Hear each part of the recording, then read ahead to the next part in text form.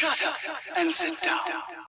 तो चलिए आइए अब हम लोग पढ़ते हैं 33.3 how does gender discrimination operate in our society.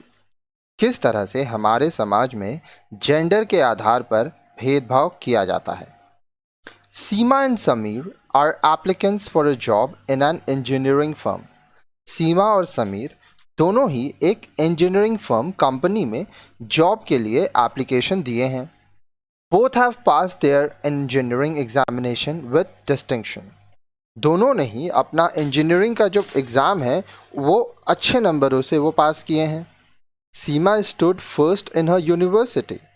सीमा अपनी यूनिवर्सिटी में सबसे पहला रैंक है उसका, फर्स्ट आई है। She performed very well in the interview. वह इंटरव्यू में बहुत अच्छे से करती भी है, परफॉर्मेंस भी देती है। But it was Sameer and not Seema who was given the job. लेकिन जो नौकरी है वो सीमा को नहीं मिलता है, समीर को मिलता है। Seema was upset about this and went and question the manager of the firm.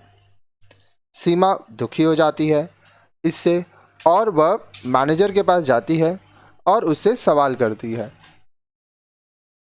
Did I not do well, she asked.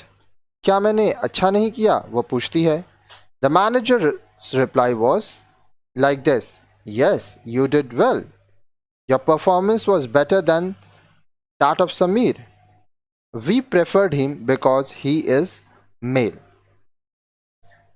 You might leave the job when you get married, or even if you remain here, you will ask for maternity leave when you have children. We cannot afford to lose you or sanction leave.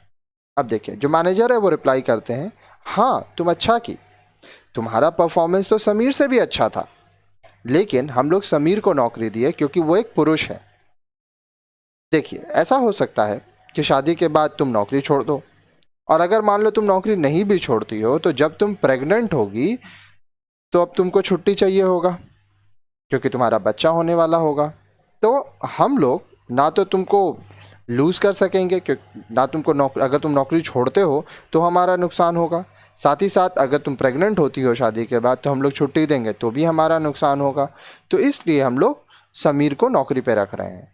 Seema did not get this job only because she is a women. Seema को नौकरी इसलिए नहीं मिलती है क्योंकि वह महिला है। It was not her ability that mattered but the imagined fear of the employer that she may either leave the job or seek leave, which took away her chance. ऐसा नहीं है कि सीमा के पास एबिलिटी नहीं था, लेकिन जो नौकरी देने वाले थे उनको ये डर था कि हो सकता है शादी के बाद वो नौकरी छोड़ दे या तो वो छुट्टी मांगे, ठीक है, जिसके वजह से सीमा को नौकरी नहीं मिला। If Seema did not have the required qualification, she did not have been given the job. But even though she was the most suitable candidate, she was denied this opportunity. अगर सीमा के पास क्वालिफिकेशन नहीं रहता तो उसको नौकरी नहीं मिलता, लेकिन वह इस जॉब के लिए सबसे सूटेबल कैंडिडेट थी, फिर भी उसको ये मौका नहीं मिला। This is a clear case of gender discrimination.